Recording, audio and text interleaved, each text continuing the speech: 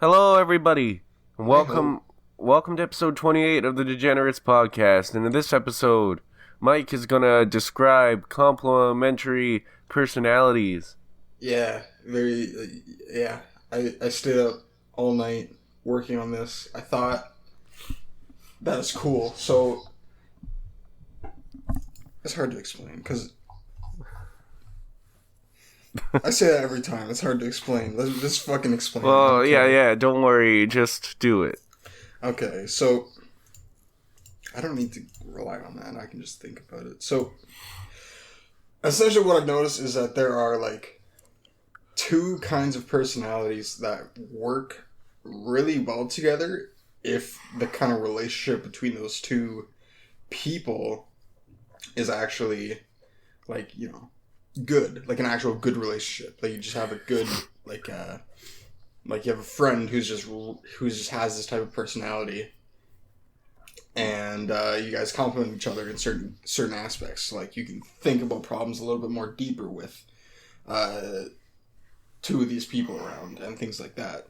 So essentially, I kind of characterized um, the two sides. It's like the two sides to like creative exploration using personality. So it seems to me that there's like movers and shakers who kind of like go out and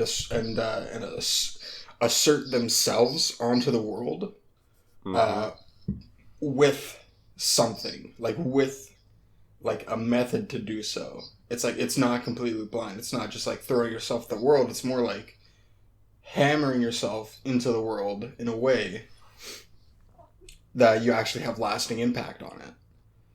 And so I think the source of these methods of which these movers and shakers kind of assert themselves onto the world, I think those are created by people like artists, people who have a specific, who have like the artist, like the dreamer personality type. You can kind of think of it like that. Like it's kind of related to things like it's kind of related to like fuck. Hmm. Kind of related to like ideas of like the shaman and like the prophet, people like that, people who like they seem like crackpots on the surface, and truly they actually kind of are, but they also may have something useful to tell us because the way that they actually perceive the world is different from how a lot of other people see the world. Mm. Like behind every man, there's a great woman. That like that. Yeah, that's an aspect of what it. Yeah, that's an aspect of what it is. But I'm thinking about more specific personality types. I know that you don't know what these are, and I can explain them. But it's the extroverted intuitive type and the introverted intuitive type, and essentially what that means is the extroverted intuitive is kind of like the mover and the shaker. He kind of like he gets shit done. That's what he does. He gets shit done. Versus the intuitive introvert who kind of likes to ruminate, likes to think about things, like gets this kind of image or phrase stuck in their head, and they just have to like get it out. To just it's just like a compulsion almost. It's strange. So essentially, I think that Jungian personality, Jungian psychological types are present in reality. I think that they're that you can see them, that they're here. Yeah, yeah, I'm pretty sure that they're here too. That makes a lot of sense. And so, like I don't like I feel like I'm just taking a shot in the dark here. What are your first impressions of this? Can you even understand it? I feel like everything that you said, I've already learned in high school. Uh, I feel like that's just kind of the way it is. Really? Yeah, I remember. I think it was a psychology class when we were taught about the movers and the shakers and all that Hmm. stuff. And I think that everything that you're saying is pretty well known stuff. Oh, okay. Yeah, this is one of the problems that the intuitive introvert has problems with. This is the communication is an area they have trouble with. In particular, they are bad at speaking Mm. and they're bad at listening and all those things. They just it's just hard for them. Oh. So is that your theory? Well, it's also related. So basically, I think that essentially, the introverted intuitives were kind of like the shamans of the society. They were like in the background. Like I used this a metaphor that I really fucking liked. So it's a metaphor of like like an Aboriginal drum circle. Mm-hmm. So it's like the shaman's in the background, kind of playing his drums, singing. But the main actual visual show, because they're visual creatures, is the dramatic kind of like dancing of the extroverted intuitive types versus Mm. the kind of more introverted reserved introverted intuitive type. So And the introverted ones are the ones who are drumming? yeah, and the introverted ones are the ones who are like keep not keeping the rhythm. That's more for like the general actual public to do. Like the general public kind of like is watching and onlooking, kind of keeps the general tempo, sees how you know he sees how this presentation kind of makes them feel, what the possible implication, like what this might mean, how this would relate to real life is another attitude that is another psychological type that actually is in the world, and so that's very useful to have in the world to see like because it's like what is this weird thing that you're showing me, but then if you can kind of relate it to reality and see that this can actually be applicable. Hmm. It's like a rock band. Everybody knows the lead singer, but the band members are actually they're the foundation for the singer. The Mm. singer is just singing Yeah, and dancing and stuff. see see I think that that's something that is wrong. I don't That's think wrong? I don't think the singer should be in the spotlight. Oh. I Well, think that the that's singer should be that's in the how it back. is. It is how Really? yeah, that is how it is. I'm not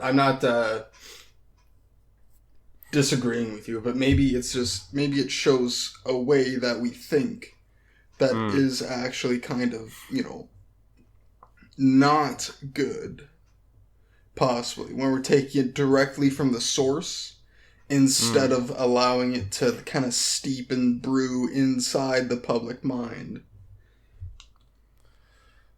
But that we like to take things from like the person who's talking, kind of like figurehead, instead of thinking of things as like kind of like in politics. There's a leader of the party, but most decisions can't be made without like a whole bunch of people under them coming to decisions about it, and it's usually not just the person at the top Yeah, who because if it was, that would actually be really stupid, believe it or not. yeah, but everybody just thinks of it as like, oh, Justin Trudeau and Stephen Harper and what's his face, instead of like the parties really. Yeah, so I think this may like shed some light on that possible even I don't want to say collective neuroses, but I want to say something that's, wrong about our perception and that might make people kind of a little bit more I guess anxiety prone or very socially conscious because they're so uh because they really want to know what's going on with this, you know, person. It's like a lot of people are actually fascinated by the lives of what is it of celebrities. Mm-hmm. Like, Oh why is yeah. that? Oh yeah. Like, well, I love Mumkey Jones, but that's just because I see a lot of myself in him. Mm, That's why I like watching him mm. and Maybe. keeping up with everything. Mm. Yeah, maybe that's actually exactly what's happening. Mm. So, essentially, there's another personality type called the sensation type.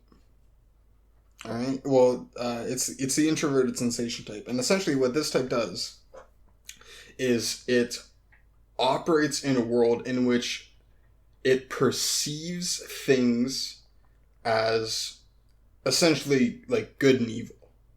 That's how Mm. it sees the world, but it doesn't even know it sees the world that way. It doesn't to to tell this to a person who actually is an introverted sensation type. They don't even realize that they do this. Hmm.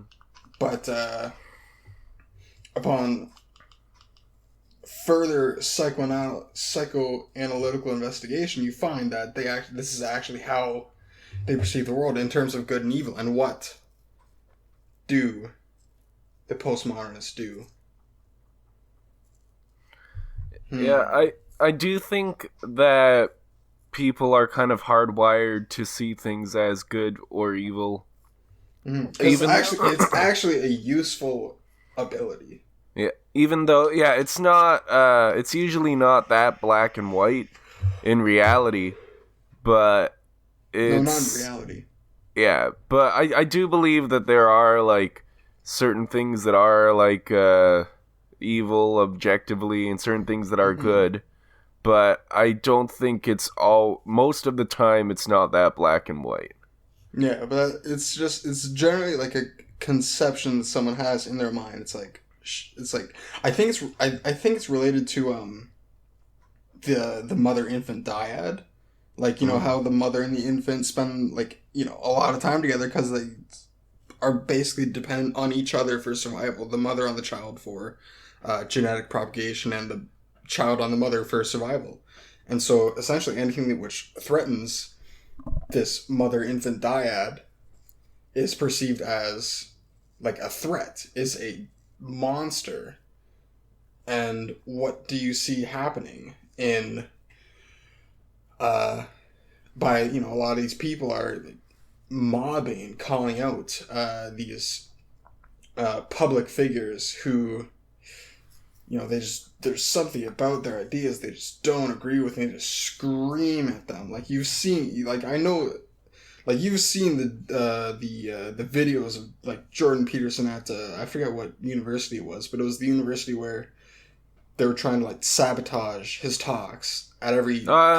I remember I saw one video where there were these people and they had like a sign and they went up on the stage when Jordan Peterson was talking and then they ran out the back. And then after they left, Jordan Peterson was all like, "Those people should be really embarrassed that that they would do something like that at this formal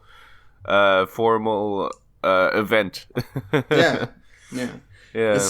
Yeah, it's strange because it's like they see because they it's like they identify with the good, they identify with what is good, and then it's like everything that is a threat to their personal identity is wrong, not just dangerous, but wrong as well. It's just Mm-hmm. not correct, and so that's the attitude I think is seeping into the minds of young people. It's just being ingrained in them from such a young age, and all of this. I'm not sure if that's something with young people because I see it in old people all the time too. I think it's just something people. I think it's a natural thing for people to do. To get if they think that it's like a defense mechanism. If all your personal beliefs and values are being attacked, then you're gonna defend them. You see, but I'm thinking this is where like things like communism come in, Mm-hmm. because you know the mother infant diet. The mother wants to protect. The mother wants to protect. The mother wants other people to protect her and her baby, her and her child, and So she so that she wants to protect the things. Fuck me. She wants to protect her. This is fuck. It's really. She wants to protect her young, right? You know, natural, evolutionary. I can't remember what the fuck I was talking about. I'm a fucking mess right now. My brain is just all over the place, dude. I said that people like they like defending stuff when people are attacking their beliefs and stuff. Yeah. Okay, so this is I remember I mentioned communism and never went back to it. So, okay. Essentially, I think that this is kind of like you perceive the good in yourself and in the infant. So, that would mean that you perceive that like a postmodernist would see, you know, the people put down by society and identify with them, identify with the oppressed. And you see that in universities, people are identifying as being oppressed, as being, you know, victims of a patriarchal society. But you got to think for a second, what are the fundamental assumptions of this society, even if it is patriarchal? It is the individual. It is you know, tradition, and at the bottom line, structure.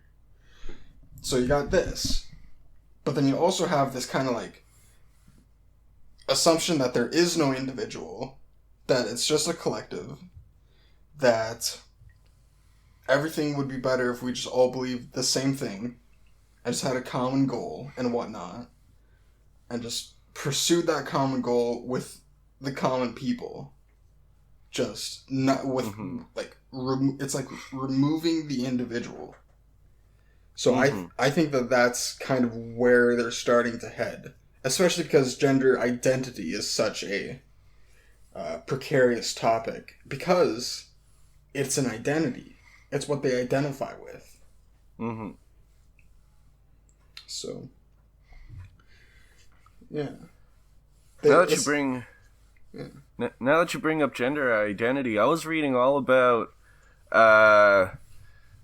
the biology of sex. Oh yeah. And it's a little crazier than we were taught in schools, because really? we've learned a whole bunch since then, and it hasn't started being taught until like the last few years after we got out of public school.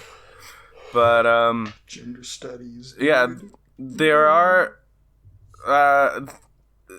it's not, sex isn't as binary as we think it is, because basically just because you have like two X chromosomes or an XY chromosome, it doesn't mean that you won't you can still have some genetics from the other gender. Mm-hmm. Even though like you'll have the penis or the vagina, but you can, if you have a dick, then you could still have some genes that are more female or feminine. Mm-hmm. And it's actually, there are a few documented cases of people who were born as men, and they actually did get pregnant because they were very I didn't read too much about that, but how do you get pregnant? What? They would probably have had a uterus, but they would have been born with a penis. That's probably it. And then they probably would have had to artificially inseminate, I would assume. Artificially inseminate? Well, because if they have a dick... So how long in history can that be present for then? That's not that long. Yeah, it would have been pretty recent. But yeah, it's weird. It is weird. It's hard to It's complicated. It's I mean, complicated. It's not. I'd imagine. You know, I can understand. But yeah, no, I definitely think that there's something like no idea propagates itself as kind of infatuously. No idea propagates itself so infatuously that it can be completely wrong. There's just no way for that to actually really happen. Yeah, and people who have the genes that are like from the opposite gender, and they're called intersex. That's if you hear them say like intersex, that's what they're called. Oh, he/she's. I remember asking about. Do you remember the drama teacher at our school in 6th grade? He was like, he's married to the drama teacher who teaches in the high school, but he teaches. I didn't go to the same school, but I know. I know. I've heard everybody talk about this guy, so I know. Yeah, I know kind of who you're talking about. But yeah. I forget what my point was. Whoops. Jesus Christ! I need to get more sleep. Memory, dude. Mammary glands. Mammary glands, dude. Okay, That's so we were talking about complementary personalities, I think. Yeah, so fuck, what was it you just I think okay, so yeah, there's definitely no idea that is that propagates itself so like infatuously and is in the minds of people like these ideas are just right in some way. They just strike a chord with some people. So, the main thing is separating the wheat from the chaff. Separating the wheat from the chaff. Yeah, you gotta look at what actually is, like, going on. So,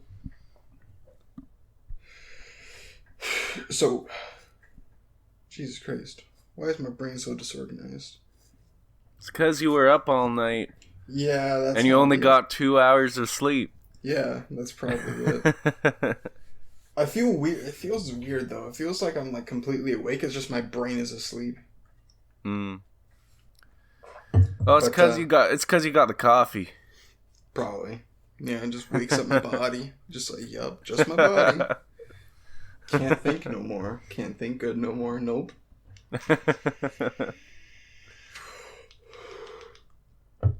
But, yeah, there's definitely something right about this weird gender identity thing, but it's important to be like, okay, maybe we shouldn't be identifying wholly with, like, the other sex unless, cause perfectly normal kids will do this. Like, perfectly normal boys and girls will just switch genders, because it's in I think that kids will go through like phases and stuff, and I'm not sure if you should, because like kids, if they think that they're the opposite gender, I think it's okay. They can think it, and then if they grow up and then they still think that, then maybe they were right the whole time. But I guess. But the only thing that I'm against would be giving hormones to kids. Yes, that is one thing that is actually reprehensible and retarded. It's actually stupid to allow kids to make decisions that will alter their body. Yeah, and we don't know how. Well, ultimately it would be up to the parents, but we don't know how to. We don't know how that would affect the development of a kid who's growing up while they're still developing. Yeah, it could really fuck them up. Yeah. Like, it could really fuck with their, like, ability to relate to other people and themselves. It's like, it's possible to just completely cut them off from themselves to allow only the identity to remain. It's just completely separated from them. But it's still, like, present in them. No, I'm just worried about what it could do to their development. That's all. Okay. Well, yeah. I guess that's a reasonable stance to take. Yeah. Yeah, just don't fuck up your kids any more than you have to. Yeah. I think that's a pretty good rule. Yeah, because generally you can do like I feel like it would be pretty safe to go on the hormones like after you're like 20. It probably shouldn't mess you up any more than like they're designed to. Like they're Yeah, designed to change a lot about you, but yeah, you know, maybe. it would just be those things that you wanted to change and maybe not Yeah, something that you'd be upset about having but changed. but then you've already developed your secondary sex characteristics, and now it's like, well, I wanted to be a girl all along. Well, you can as you take hormones, they'll go away. Like, are you talking about like No, no, uh no. It's like now, like after, because like when they're 18, they've like developed like their secondary sex characteristics already. So if a girl mm. wants to be a man now, they gotta like get plastic surgery, do all this.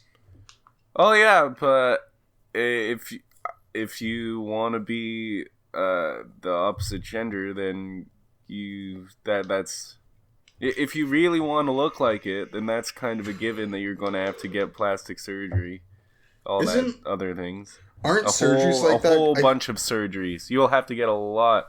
You have to Yeah. get vocal cord surgeries Oh god. to change your voice. You'll have to get a whole bunch of stuff. I think some of those are actually covered by my university. Oh, that's Yeah. pretty cool. If I wanted to, I could become a girl like right now. Fucking watch me, dude.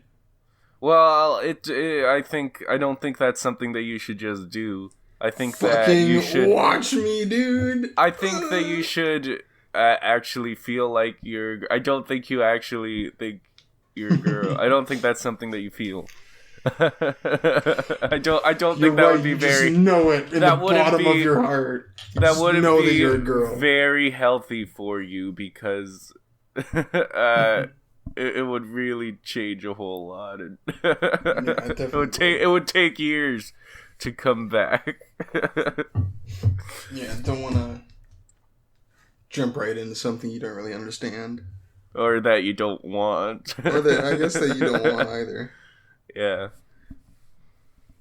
I don't know. I think it'd be fun to be a girl. What do you think? Would you? Yeah, it would be cool, but Yeah. I don't feel like I am one. That's fair enough. Like, if I could be one for a day just to see what it's like, that would be cool, but we can't do that. No, it would sadly be a we can't. long-term commitment. Just to see what it's like, and then you're not even like really it. It's like, well, you get close enough. And you're if you're close already, enough. if you're already, if it's like already how you are, like acting and stuff, then you know, it might not be too much different for you. I know that there are stories of some people who don't, who get the change, and then they don't like it because they feel like they're kind of fake or whatever, and they're not a real opposite Person. gender. Not real. No, they're a real person, but they're not really. They feel fake. I've heard that before. Okay. But I've heard other people who love it, and it's fine. So I don't know. Alright, well. It's up to the individual, I guess. Yeah, I guess that's where it should stay. It's up to Yeah. the individual person. Mhm. I think that's the one thing we just can't lose. Mhm. It's like that one thing is it took such a long time to get it, dude. The idea of the individual person. It's like it took a long time, and it works. It works. So Yeah, we better bees- not fucking mess Bees, ants, they don't know anything about individuality. They're just a giant with it. hive No, they're mind. social. Yeah. They're essentially perfect communist machines. Yeah. We're not perfect Perfect communist postmodern machines. communist machines. We are not like that. We can't do that. Nope, we are not. Okay, Precisely. it's been half an hour. Let's say we end this episode and Okay. we record this episode again. Nice. I'd like to record it multiple episodes. Yeah. At the same time, dude. We'll just cut this one in half. We'll just play this one backwards. How about that? What? We'll just play this one back. We'll just upload it twice. Play the second one backwards. I already uploaded one of our things backwards. Oh, cool. It was it's tacked onto one of the. It's one of the only things that I haven't like sound corrected because I wanted it to be only on the feed, and then it was one of the Umineko podcasts. The second one, it's backmasked, and Backmask. yeah. Hey, anybody who's listening to this who also happens to like that, this is the secret at the end of the podcast.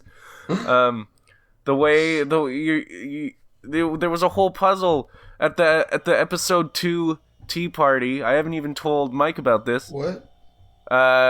Episode 2 tea party, which is only viewable on the playlist. It's at the beginning of it is backmasked to say, hey, you have to go and watch this episode of the thing. It's there's a message from me at the beginning of it that is backmasked, and then I say that you've got to go and watch that episode of the Degenerates podcast, but you've got to put it backwards the same way that you heard the message that I'm saying in that. What? So it's I don't understand. Is there method in this madness? Yeah. Well, I put it right at the beginning of the video. The whole first minute of the Umineko episode 2 tea party is just blah, blah, blah. So I feel like it would be obvious that you'd have to backmask that to understand what I was saying. Kind of. And then when you backmask that, I say, hey, you backmask it again. Go backmask this other thing. Do what you did to listen to this, is what I said, but to this episode of the Degenerates podcast. And that's what I did. So if anybody hasn't heard that, now you know how to hear it. You can listen to it. Okay, Goodbye, everybody. Okay, goodbye.